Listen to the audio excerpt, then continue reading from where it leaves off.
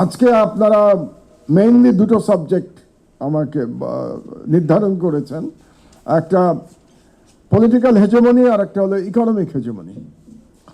তো আমরা যদি ভারতের আর বাংলাদেশের এবং পাকিস্তানের জন্মের দিকটা একটু দেখি, আবার একটু ফিরে যেতে হচ্ছে আমাদেরকে।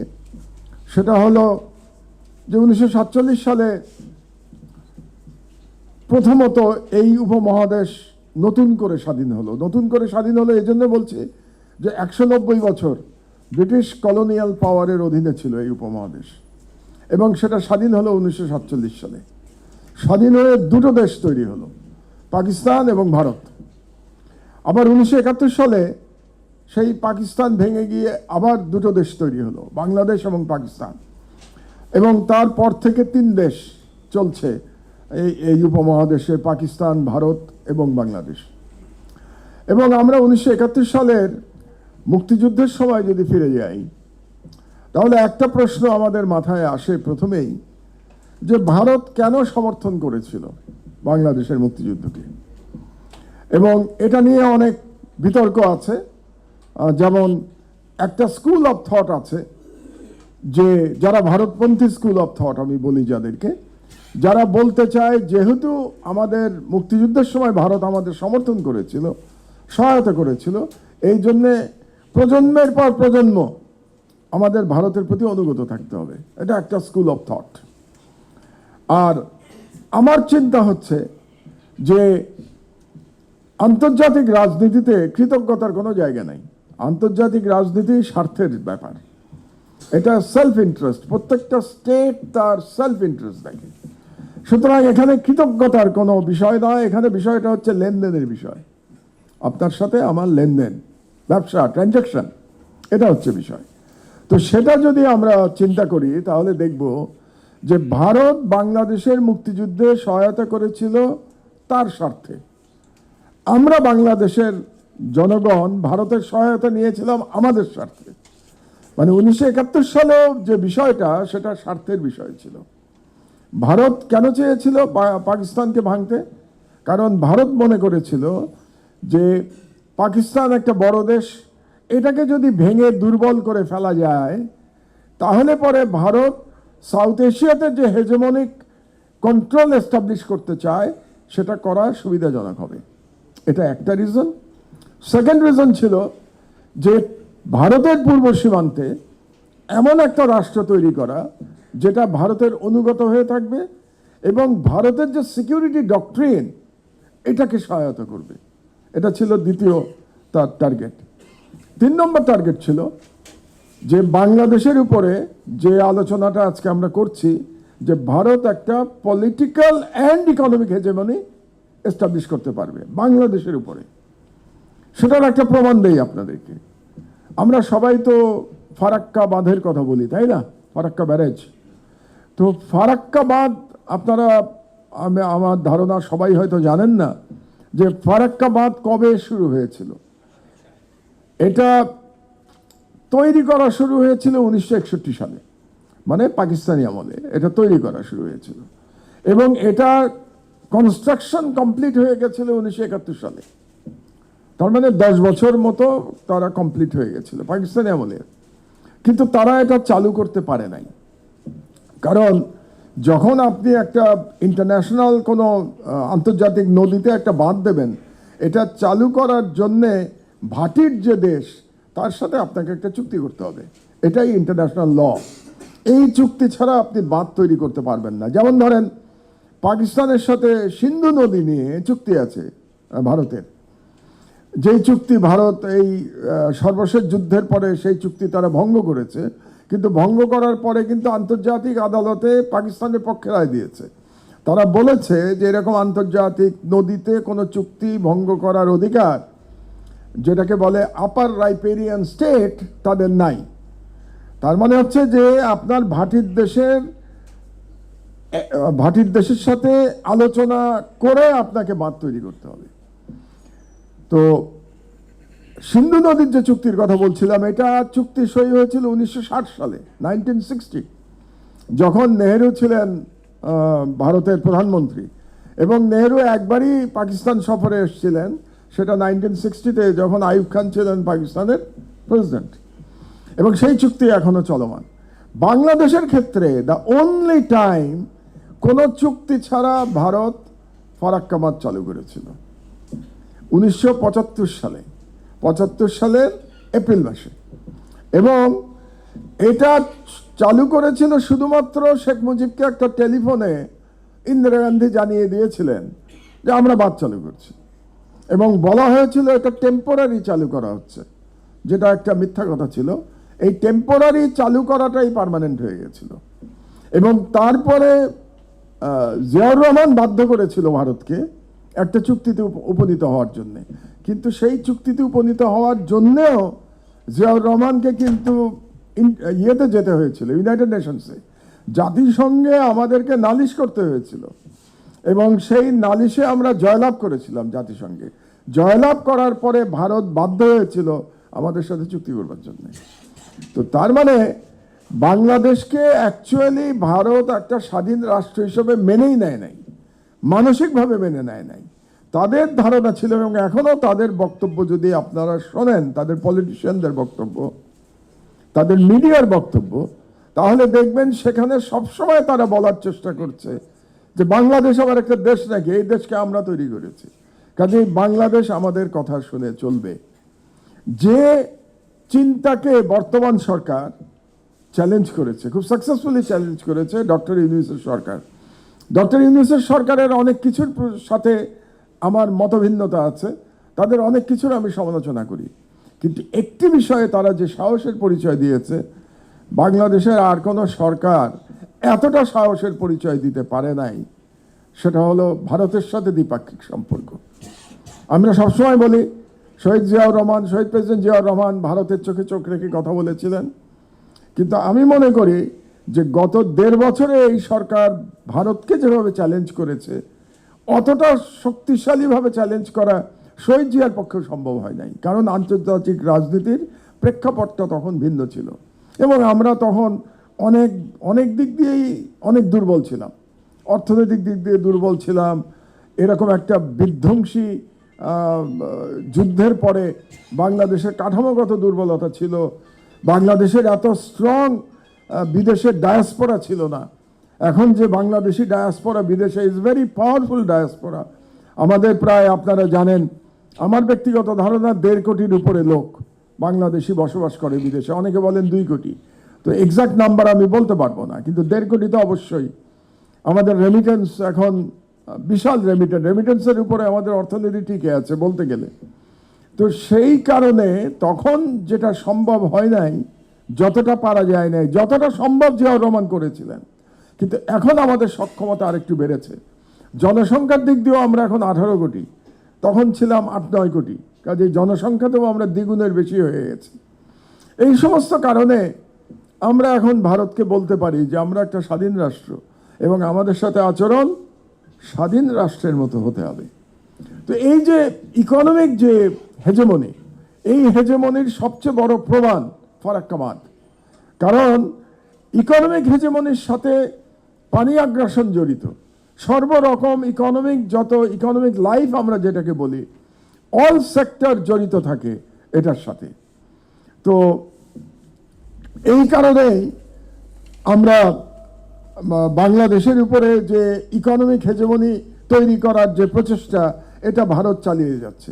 স্বাধীনতার পর আপনাদের মনে আছে, তখন তো সব কিছু আমাদের বিপর্যস্ত, সেই অবস্থায় আমাদেরকে আন্তর্জাতিক এইডের উপরে ভরসা করতে হতো, কিন্তু সেই এইডও তখন বাংলাদেশে যেগুলো আসতো, সেগুলোর অধিকাংশ চোরাচালান হয়ে যেত, ভারতের বাজারে পাওয়া যেত বাংলাদেশের জিনিসপত্র। এমনকি তখনকার একটা বিখ্যাত কথা আছে যে শেখ মুজিব নাকি বলেছিলেন যে বাংলাদেশে তো 7.5 কোটি কম্বল এসছে এই হিসেবে, তো আমার ভাগের কম্বলটা কই? তার মানে শেখ মুজিব বলতে চেয়েছিলেন যে তার ভাগের কম্বলটাও কিন্তু ভারতে পাচার হয়ে গেছিল, এবং ভারতের বাজারে, কলকাতার বাজারে এই সমস্ত জিনিস তখন পাওয়া যেত। তার মানে বাংলাদেশের কোনো সিকিউর বর্ডার ছিল না, এবং এই কারণে 1974 সালের যে ভয়াবহ দুর্ভিক্ষ, তখন আপনাদের কারোরই জন্ম হয় নাই, আমি বুয়েটে ফার্স্ট ইয়ারে পড়ি, তো আমার মনে আছে যে কি ভয়াবহ অবস্থা ছিল সেই দুর্ভিক্ষের সময়। আমরা 2 বেলা ভাত পেতাম না হলে, আমি বুয়েটের হলে থাকতাম, তো 1 বেলা আমাদের রুটি খেতে হতো। দেখ, রুটি খাওয়া কোনো খারাপ জিনিস না, কিন্তু কথা হচ্ছে যে বাস্তবতা ছিল যে চাল ছিল না। এবং এই যে দুর্ভিক্ষ, এটার মেইন রিজন কিন্তু ছিল যতটা না মানে কি বলবো অভাব, তার চেয়ে বেশি হলো ম্যানেজমেন্টের ফেইলিয়ার। এটা doctor Amartya Sen, Nobel laureate, তার রিসার্চ আছে একটা বাংলাদেশের দুর্ভিক্ষের উপরে। সেখানে তিনি দেখিয়েছেন যে supply was not the problem, problem was management and distribution. এই কারণেই এত মানুষ মারা গেছিল, লাখ লাখ মানুষ মারা গেছিল। এবং আমি রাস্তায় দেখেছি, আপনারা সেই দৃশ্য কল্পনাও করতে পারবেন না, ঢাকার রাস্তায় মৃতদেহ পড়ে থাকতে দেখেছি আমি, কঙ্কালসার। ঢাকা স্টেডিয়ামের যে টা দেখেন, পুরনো স্টেডিয়াম ঢাকা, যেখানে ফুটবল খেলা হয়, ক্রিকেট তো হয় না এখন ওখানে। ঢাকা স্টেডিয়ামে দেখা যেত যে ওই বারান্দার মধ্যে বাবা মা সন্তান মরে পড়ে আছে। মানে ভয়ঙ্কর, এটা কল্পনা করা যাবে না ওই দৃশ্য। আল্লাহ জানে ওরকম কোনো দৃশ্য আমাদেরকে আর কখনো বাংলাদেশে আমাদেরকে না দেখান। এবং এগুলো কিন্তু হয়েছিল মিসম্যানেজমেন্ট, যেটা হয়েছিল তার একটা কারণ ছিল the economic exploitation of India, তখনকার এক্সপ্লয়টেশন। তো এইভাবেই আপনার একটা দেশ আর একটা দেশের উপরে ইকোনমিক এক্সপ্লয়টেশন চালায়। যেমন এখনকার কথাও যদি আমি চিন্তা করি, তাহলে বাংলাদেশের প্রোডাক্টগুলো ইন্ডিয়াতে কিন্তু যেতে পারে না। কেন যেতে পারে না জানেন? দুটো কারণে। একটা তো আপনার ট্যাক্স ব্যারিয়ার আছে, ডিউটি ব্যারিয়ার, ট্যাক্স ব্যারিয়ার। কিন্তু আর একটা ব্যারিয়ার যেটা আমরা জানি না, ট্যাক্স এবং ডিউটির চেয়েও যেটা ভয়াবহ, সেটা হলো নিয়ম কানুনের ব্যারিয়ার।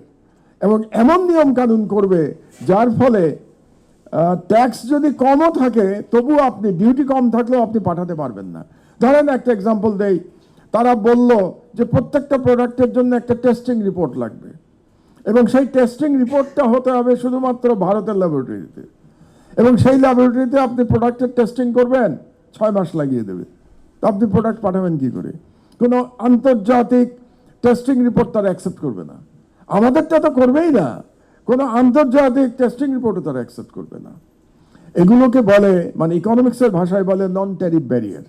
তো এই নন ট্যারিফ ব্যারিয়ার দিয়ে তারা আমাদের পুরো এক্সপোর্ট মার্কেটটাকে কন্ট্রোল করতে চায়। অথচ we are one of the largest market of Indian product. Indian product সব থেকে বেশি বাংলাদেশে আসে। আর একটা এক্সাম্পল দিই, রিসেন্ট এক্সাম্পল দিচ্ছি আপনাদেরকে। আমাদের দেশে বিপুল সংখ্যায় ভারতীয় নাগরিক চাকরি করে, জানেন তো এটা? যারা গার্মেন্টসে আছেন তারা বেশি করে জানবেন। তথাকথিত এক্সপার্টরা বাংলাদেশে লক্ষ লক্ষ, আমার কাছে এক্সাক্ট ফিগার নাই, তবে আমার ধারণা 10 লাখের উপরে তো বটে, মিনিমাম 1 মিলিয়ন। এবং তারা চাকরি করে, এরা ওয়ার্ক পারমিট নিয়ে চাকরি করে। আর যারা ওয়ার্ক পারমিট ছাড়া বেআইনিভাবে চাকরি করে তাদের সংখ্যা আরও ধরেন 1 মিলিয়ন। তাহলে দুটো মিলে তো 2 মিলিয়ন ইন্ডিয়ান তো এই দেশে কাজ করে খাচ্ছে। অথচ বাংলাদেশের মানুষের সাথে ইন্ডিয়াতে কি ব্যবহার করা হচ্ছে? মুস্তাফিজুর রহমানকে নিয়ে আপনারা দেখলেন ক্রিকেটে কি হয়েছে, যে এক মুস্তাফিজকে তারা সেখানে খেলতে দিল না।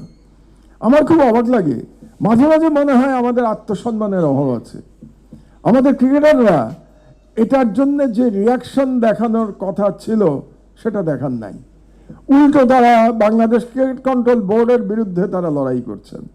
একটা জিনিস মনে রাখবেন, আমি সবাইকে বলছি, বা একটা রাষ্ট্রের মর্যাদার চেয়ে একটা খেলার দাম বেশি হতে পারে না। কাজে এটা আমাদের মনে রাখা উচিত এবং এটা নিয়ে আমাদের আওয়াজ তোলা উচিত। রাষ্ট্রের মর্যাদা সবার উপরে, এবং তার জন্য কোনো ব্যক্তি কিংবা কোনো টিম কিংবা একটা খেলা, এটাকে আমাদের ভুলে যাওয়া উচিত। সুতরাং মর্যাদাটাকে আমাদের সমুন্নত রাখতে হবে। তো এই যে আপনাকে ইকোনমিক এক্সপ্লয়টেশন দেখালাম, যে তাদের লোক বাংলাদেশে চাকরি করছে বিনা বাধায়, কিন্তু আমাদের একজন ক্রিকেটার তাদের দেশে খেলতে পারবে না। এবং তারা যে যুক্তি দেখালো সেটা সম্পূর্ণ মিথ্যা। কি এই দেশে সংখ্যালঘুদের উপর অত্যাচার হচ্ছে? প্রথমত এই দেশে সংখ্যালঘুদের উপরে কোনো অত্যাচার হচ্ছে না, হ্যাঁ, কোনো কোনো সংখ্যালঘু আক্রান্ত হয়েছেন, নিহত হয়েছেন, এবং যেগুলো হয়েছে সেগুলোর আমরা তীব্র নিন্দা জানাই, তাদের সাজা দাবি করি আমরা। কিন্তু অধিকাংশ ক্ষেত্রে এই যে যে অত্যাচারগুলো হয়েছে, এটা পলিটিক্যাল কারণে হয়েছে অথবা ইকোনমিক কারণে হয়েছে, আইদার পলিটিক্যাল আর ইকোনমিক। খুব কম ক্ষেত্রেই এটা ধর্মের কারণে হয়েছে, বিচ্ছিন্ন একটা দুটো ঘটনা হতে পারে। কিন্তু এটা গেল একটা। দ্বিতীয় হচ্ছে, এরকম একটা দুটো বিচ্ছিন্ন ঘটনার জন্য বলার কোনো মরাল রাইট ইন্ডিয়ার নাই। কারণ পৃথিবীতে সব থেকে বেশি জুলুম সংখ্যালঘুদের প্রতি যে দেশে করা হয় সেই দেশটির নাম ইন্ডিয়া। তো যে দেশে, এবং ওই দেশে যারা সরকার আছে, সেই সরকার টিকেই আছে মুসলিম হেইটের মাধ্যমে। তাদের যে পলিটিক্যাল ন্যারেটিভ, সেই ন্যারেটিভের প্রধান বক্তব্যটাই হচ্ছে মুসলমানদের প্রতি ঘৃণা ছড়ানো। তো যে দেশ নিজের দেশের সংখ্যালঘুদের উপর অত্যাচার করছে, সেই দেশ আরেকটি দেশের সংখ্যালঘু নিয়ে কথা বলার কোনো মরাল রাইট রাখে না।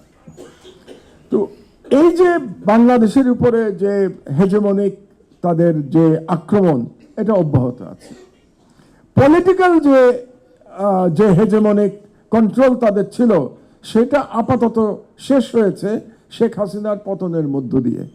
এবং আপনারা জানেন, এটা আগেও বলেছি, বিভিন্ন জায়গায় আলোচনা হচ্ছে যে বাংলাদেশে 15 বছর ধরে যে একটা অনির্বাচিত একটা ফ্যাসিস্ট রেজিম আমাদের উপরে অবর্ণনীয় নির্যাতন চালিয়েছে, বাংলাদেশের প্রত্যেকটা স্টেট অ্যাপারেটাস ধ্বংস করে দিয়েছে।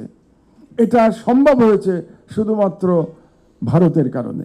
ভারত যদি শেখ হাসিনা এবং আওয়ামী লীগকে এরকম ব্ল্যাঙ্ক চেক, এরকম সাপোর্ট না করত, তাহলে হাসিনার পক্ষে 15 বছর ক্ষমতায় টিকে থাকা সম্ভব ছিল না। সুতরাং, এবং এটা কেন করেছে ভারত?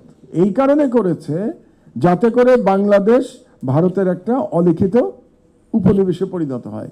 এবং আসলেই তো অলিখিত উপনিবেশে পরিণত হয়েছিল। বাংলাদেশের কোনো সিদ্ধান্ত নেয়ার ক্ষমতা ছিল না। আপনাদের তো মনে আছে যে শেখ হাসিনা বলেছিলেন যে আমি ভারতকে যা দিয়েছি সেটা ভারত কোনোদিন ভুলবে না, হুইচ ইজ ট্রু। পুরো বাংলাদেশই ভারতকে তুলে দেওয়া হয়েছিল। পুরো বাংলাদেশের নিয়ম নীতি, আমাদের ইকোনমি, আমাদের ফ্রিডম, এভরিথিং ভারতের হাতে সমর্পণ করে দেওয়া হয়েছিল, দিল্লির হাতে। তো এইভাবেই বাংলাদেশকে তারা কুক্ষিগত করতে সক্ষম হয়েছিল। এই প্রসঙ্গে আরেকটা এক্সাম্পল আপনাদেরকে দিয়ে রাখি, উইচ ইজ ভেরি রেলিভেন্ট। সেটা হলো যে ভারত এই উপমহাদেশের দুটো দেশকে সহায়তা করেছিল তাদের নিজেদের দেশে যুদ্ধ করবার জন্য, বা গৃহযুদ্ধের সহায়তা করেছিল। একটা হলো শ্রীলঙ্কা, আর একটা হলো বাংলাদেশ, বা তদানীন্তন ইস্ট পাকিস্তান। এবং 1971-এ আমাদের যারা মুক্তিযোদ্ধা ছিলেন তারা ভারতেই ট্রেনিং নিয়েছেন, ভারতের সহায়তা পেয়েছেন, ভারত থেকে অস্ত্রশস্ত্র পেয়েছেন, এবং শেষ পর্যন্ত ভারতীয় সেনাবাহিনী এসে যুদ্ধ করে পাকিস্তানকে পরাজিত করেছে এবং আমরা স্বাধীন হয়েছি। কিন্তু লক্ষ্য করবার বিষয় হলো, শ্রীলঙ্কাতেও ভারত একই কাজ করেছে। শ্রীলঙ্কার যে সিভিল ওয়ার, সেখানে যে তামিল টাইগার যারা ছিল, যারা তামিলরা যুদ্ধ করছিল শ্রীলঙ্কানদের সাথে, সিংহলীদের সাথে, সেই তামিল টাইগার তৈরি হয়েছে ভারতের মাটিতে। তামিল টাইগারকে ট্রেনিং দিয়েছে তাদেরকে আর্মস সাপ্লাই করেছে ভারত, এবং তাদেরকে আন্তর্জাতিকভাবে ডিপ্লোম্যাটিক্যালি সাপোর্ট করেছে ভারত। এবং এই যুদ্ধ শুরু হয়েছিল 80-র দশকের মাঝামাঝি। তার মানে আমরা স্বাধীন হওয়ার ধরেন 10-12 বছর পর থেকে শুরু হয়েছিল শ্রীলঙ্কায়। কিন্তু শ্রীলঙ্কায় খেয়াল করে দেখুন, ভারত কিন্তু শ্রীলঙ্কাকে ডিভাইড করে নাই। ভারত শ্রীলঙ্কাকে ডিভাইড না করে তারা ওদের সিভিল ওয়ার এক ধরনের জিয়ে রেখেছিল দীর্ঘ সময়। এবং শেষ পর্যন্ত যখন তামিল টাইগাররা পরাজিত হলো 2009 সালে, ওদের যে নেতা প্রভাকরণ নিহত হলেন পরিবার সহ, তখন কিন্তু ভারতীয় সেনাবাহিনী প্রভাকরণকে বাঁচানোর জন্য শ্রীলঙ্কায় যায় নাই। তার মানে ভারত চেয়েছিল সিভিল ওয়ার চলুক শ্রীলঙ্কায়, যাতে শ্রীলঙ্কা দুর্বল থাকে, যাতে শ্রীলঙ্কা ভারতীয় কন্ট্রোলের মধ্যে থাকে। কিন্তু শ্রীলঙ্কা ডিভাইডেড হয়ে দুটো দেশ হয়ে যাক বা তামিলদের জন্য আলাদা রাষ্ট্র হোক, যেটাকে তামিলরা তামিল এলাম বলে, তামিল রাষ্ট্র হোক, এটা ভারত চায় নাই। কেন চায় নাই? না চাওয়ার কারণ হলো ভারতের যে দক্ষিণাঞ্চল তামিলনাড়ু এবং শ্রীলঙ্কার যে তামিল অঞ্চল তামিল এলাম, এদের মধ্যে same culture, same language, same religion. সুতরাং ভারতের মাথায় একটা ভয় ছিল যে যদি শ্রীলঙ্কা ভাগ হয়ে তামিলদের জন্য আলাদা রাজ্য তৈরি হয়, তাহলে ভারতের তামিলনাড়ু রাজ্য একসময় বেরিয়ে গিয়ে একটা গ্রেটার তামিলল্যান্ড তৈরি হবে। তার মানে ভারতের একটা অংশ স্বাধীন হয়ে যাবে, এবং ভারতের একটা অংশ যদি স্বাধীন হওয়া শুরু হয়, তখন ভারতের অন্যান্য অংশেও কিন্তু বিচ্ছিন্নতাবাদী আন্দোলন বেড়ে যাবে। এই কারণে তারা চায় নাই যে শ্রীলঙ্কা ভাগ হয়ে তামিলদের জন্য স্বাধীন একটা দেশ হোক। তাহলে বাংলাদেশের ক্ষেত্রে কেন তারা চাইলো? কারণ বাংলাদেশের পাশেও তো পশ্চিমবঙ্গ আছে, তো সেটা নিয়ে ভারত ভয় পেল না কেন যে পশ্চিমবঙ্গ তো বাংলাদেশের সাথে মিশে গিয়ে গ্রেটার বেঙ্গল করে ফেলতে পারে? এই কারণেই ভয় পায় নাই, কারণ বাংলাদেশের 90% মানুষ মুসলমান, আর পশ্চিমবঙ্গের 70% মানুষ হিন্দু, 30% মুসলমান। কাজে তারা বুঝেছিল যেহেতু ধর্মের পার্থক্য আছে, সেই কারণে পশ্চিমবঙ্গ এবং বাংলাদেশের এক হওয়ার সম্ভাবনা নাই। এই কারণে বাংলাদেশকে স্বাধীন করলে তাদের ভারত ভাগ হয়ে যাওয়ার কোনো আশঙ্কা ছিল না, কিন্তু শ্রীলঙ্কার ক্ষেত্রে ছিল। এটাও খুব ইন্টারেস্টিং জিওপলিটিক্যাল স্ট্র্যাটেজি। বুঝতে হলে আপনাদের এই বিষয়টা বুঝতে হবে। তো শ্রীলঙ্কার উপরেও ভারত কিন্তু বিভিন্ন সময় তার হেজেমনিক কন্ট্রোল এস্টাবলিশ করতে চেয়েছে, কিন্তু পারে নাই। এখন অবশ্য পারছে না। তার একটা প্রধান কারণ হচ্ছে শ্রীলঙ্কাতে আবার চীনের প্রভাব আছে। তো ভারতের সাথে চীনের একটা লড়াই চলছে জিওপলিটিক্যাল কন্ট্রোল এস্টাবলিশ করার জন্য। সেই লড়াই চলছে শ্রীলঙ্কায়। এই কারণেই ভারত এখনো শ্রীলঙ্কায় পারছে না, খুব সুবিধা করতে পারছে না। আর আলহামদুলিল্লাহ বাংলাদেশে শেখ হাসিনার পতনের পরে আমরাও আবার নতুন করে স্বাধীন হয়েছি, এবং নতুন করে স্বাধীন হওয়ার ফলে ভারতীয় আধিপত্যবাদ আমরা আর মেনে নিতে প্রস্তুত নই।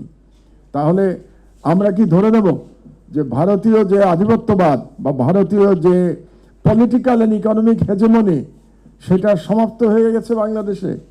সেটা হয় নাই। প্রথমে আমি একটি ইকোনমিক হেজেমনি নিয়ে অল্প বলেই আমি পলিটিক্যাল হেজেমনির দিকে যাব। ইকোনমিক হেজেমনি হয় না এই কারণে যে আমরা যতদিন না ভারতীয় পণ্যের উপরে নির্ভরতা কমাতে পারবো, ততদিন পর্যন্ত আমরা এই হেজেমনির থেকে সম্পূর্ণভাবে মুক্ত হতে পারবো না। কারণ ভারত থেকে বেশ কিছু আমাদের কমোডিটিস, যেটাকে বলি আমরা, চাল, ডাল, পেঁয়াজ ইত্যাদি ইত্যাদি, এগুলো ভারত থেকে আমাদের আনতে হয়। আবার ভারত থেকে আমাদের বেশ কিছু ইন্ডাস্ট্রিয়াল র ম্যাটেরিয়াল আনতে হয়। তো এগুলোর উপরে নির্ভরতা কমানোর চেষ্টা করতে হবে আমাদের, যদি স্বাধীনভাবে টিকে থাকতে হয়। এবং নির্ভরতা কমানোর জন্য আমাদের কি করতে হবে? আমাদের অল্টারনেটিভ সোর্স খুঁজতে হবে, যে অল্টারনেটিভ সোর্স থেকে আমরা এই জিনিসগুলো আনতে পারি। তো এটা একটা দীর্ঘমেয়াদী পরিকল্পনা। আমি আশা করব যে আগামী যে নির্বাচিত সরকার আমরা 12 তারিখের পরে ইনশাল্লাহ 12ই ফেব্রুয়ারির পরে পাবো, সেই সরকার এটার একটা দীর্ঘমেয়াদী একটা পরিকল্পনা করবে যে কিভাবে আমরা অল্টারনেটিভ সোর্স তৈরি করতে পারি। এটা গেল একটা। দ্বিতীয় হচ্ছে ভারতের উপর আবার আরেকটা ডিপেন্ডেন্স আছে আমাদের, সেটা হলো যে আমরা চিকিৎসার জন্যে, লেখাপড়ার জন্যে আমরা ভারতে যাই। তো সেটারও অল্টারনেটিভ জায়গা আমাদেরকে, ডেস্টিনেশন আমাদেরকে বের করতে হবে। তো মোটামুটি যদি শিক্ষা এবং চিকিৎসা এই দুটো ডেস্টিনেশন আমরা অল্টারনেটিভ পেয়ে যাই, অ্যান্ড কমোডিটিস অ্যান্ড ইন্ডাস্ট্রিয়াল র ম্যাটেরিয়ালের জন্য অল্টারনেটিভ সোর্স পেয়ে যাই, তখন আমরা ভারতকে বলতে পারবো এবার সমানে সমানে লড়াই হবে। ইকোনমির ক্ষেত্রে আমি অর্থনীতির কথা বলছি। এটা গেল অর্থনীতি। এখন আসি আমি পলিটিক্যাল হেজেমনি। আমি একটা দিকে ধন্যবাদ জানাই আবারও ডক্টর ইউনূসকে, যে তিনি এই 1.5 বছরের মধ্যে এমন একটা পরিস্থিতি তৈরি করে গেছেন ভারতের সাথে দ্বিপাক্ষিক সম্পর্কের ক্ষেত্রে, যে আগামী কোনো সরকারের পক্ষে ভারতকে তোষণ করে ক্ষমতায় থাকা সম্ভব না বাংলাদেশে। কারণ যেই সরকারই এই কাজটি করতে চাবে, আমি নিশ্চিত আমাদের তরুণ প্রজন্ম তাদের বিরুদ্ধে বিদ্রোহ করবে। এটা মানতে কেউ রাজি হবে না যে ভারতের বিরুদ্ধে লড়াই করে আমরা আবার নতুন করে স্বাধীনতা পেয়েছি, সেই ভারতের কথা শুনে আগামী কোনো সরকার বাংলাদেশের সরকার পরিচালনা করবে, এটা মেনে নেওয়া আমাদের পক্ষে আর সম্ভব না। এবং এটা প্রত্যেকটা রাজনৈতিক দলের এই বিষয়ে সতর্ক থাকা উচিত বলে আমি মনে করছি। আরেকটি কাজ ভারত করবে, আমি আগেই বলেছিলাম যে আপনি ভারত হলে কি করতেন, সেটা হলো পতিত ফ্যাসিবাদ এদেরকে আবার অর্গানাইজ করবার চেষ্টা করবে। এটা আপনাদেরকে মনে রাখতে হবে। পতিত ফ্যাসিবাদ বলতে কারা? একটা তো আওয়ামী লীগ আমরা জানি, সেটা একটা। আর আওয়ামী লীগের সহযোগী যারা ছিল, জাতীয় পার্টি কিংবা অন্যান্য দল যারা মিলে এই 15 বছর এই ফ্যাসিস্ট সিস্টেম চালু করেছিল বাংলাদেশ, তাদেরকে কিন্তু অর্গানাইজ করার চেষ্টা করবে। এটাও আমাদেরকে স্মরণে রাখতে হবে। কাজেই আমাদের লড়াই শুধু জুলাইতে শেষ হয় নাই, আমাদের লড়াই আগামী 5 বছরও আমাদের অন্তত 5 বছর অব্যাহত রাখতে হবে। 5 বছর এই জন্য বলছি যে আমরা আশা করতে চাই যে আগামী নির্বাচিত সরকার যেটা আসবে সেই সরকার 5 বছর রাষ্ট্র চালাবে এবং তারপরে বাংলাদেশ আমরা একটা গণতান্ত্রিক সিস্টেমে চলে যাব, যেখানে প্রতি 5 বছর পর পর জনগণের ভোটে নতুন নতুন সরকার আসবে। জনগণ যাদেরকে ভোট দেবে তারাই ক্ষমতায় আসবে, এরকম একটা সিস্টেম আমরা প্রত্যাশা করি। এবং সেই কারণে আগামী 5 বছর যে সরকারি দল আসবে এবং যে বিরোধী দলে থাকবে তাদের দুটোর উপরেই আমাদের সাধারণ জনগণের নজর রাখতে হবে, যে তারা বাংলাদেশের স্বার্থে কাজ করছে কিনা, এটা আমাদের নজর রাখতে হবে। তো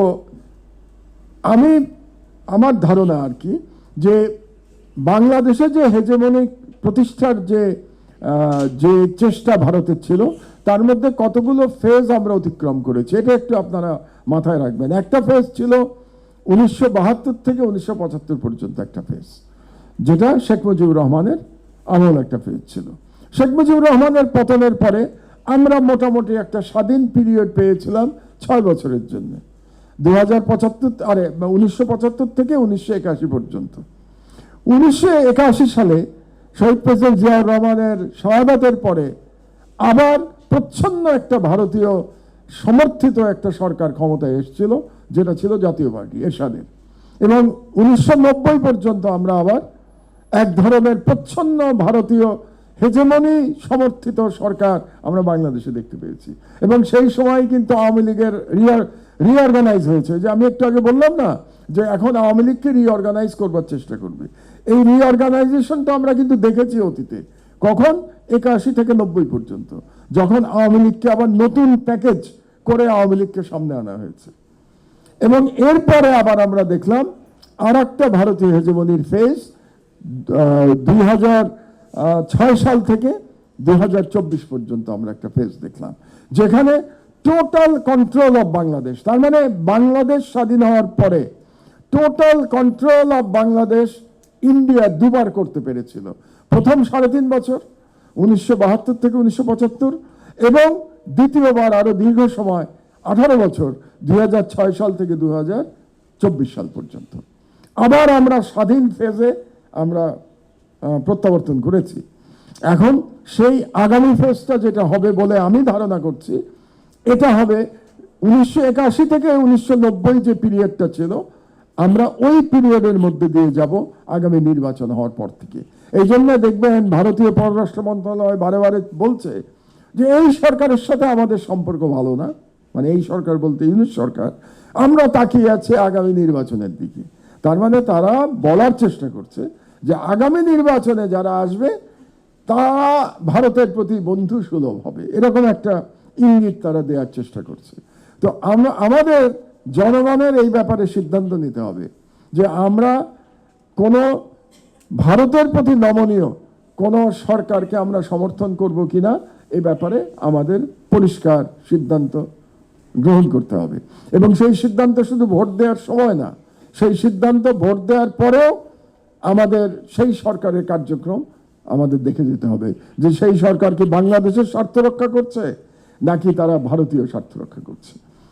তো আমার বক্তব্য অনেকক্ষণ হয়ে গেল, আর বেশি দীর্ঘায়িত করব না আমি। সুতরাং আমাদের নতুন পথ চলা শুরু হয়েছে।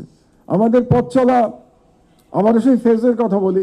একটা পথ চলা শুরু হয়েছিল 1972 সালে, স্বাধীন বাংলাদেশের পথ চলা। তারপরে একটা পথ চলা শুরু হয়েছিল আবার 1990 সালে, এরশাদের পতনের পরে একটা গণতান্ত্রিক পিরিয়ডের পথ চলা শুরু হয়েছিল আমাদের 91 সাল থেকে, যেটা 2006 সালে শেষ হয়ে গেছিল। আমরা দ্বিতীয়বারের মতো স্বাধীন হয়েছি এইবার 2024-এ জুলাই বিপ্লবে। আমরা গণতান্ত্রিক ধারায় আবার প্রবেশ করতে যাচ্ছি আগামী 12ই ফেব্রুয়ারি। সুতরাং এই পথ চলা যেন আমাদের জন্য, আমরা যেন আমাদের মাথা উঁচু করে চলতে পারি, আমরা যেন আমাদের স্বার্থ দেখতে পারি, আমরা যেন পূর্বের মতো আবার কোনো সরকার বাংলাদেশের স্বার্থ দেখিয়ে দেবে এটা যেন আমরা টলারেট না করি। এবং আমরা তো জীবন দিতে শিখে গেছি, তাই না? বুলেটের সামনে দাঁড়ানো শিখে গেছি। আমরা তো আবু সাইদকে দেখেছি যে বুলেটের সামনে কিভাবে দাঁড়িয়ে পড়তে হয়। আমরা কিছুদিন আগে ওসমান হাদির শাহাদাত দেখেছি, যে ওসমান হাদি ভারতীয় আধিপত্যবাদের বিরুদ্ধে কথা বলে আবারও জীবন দিয়েছেন।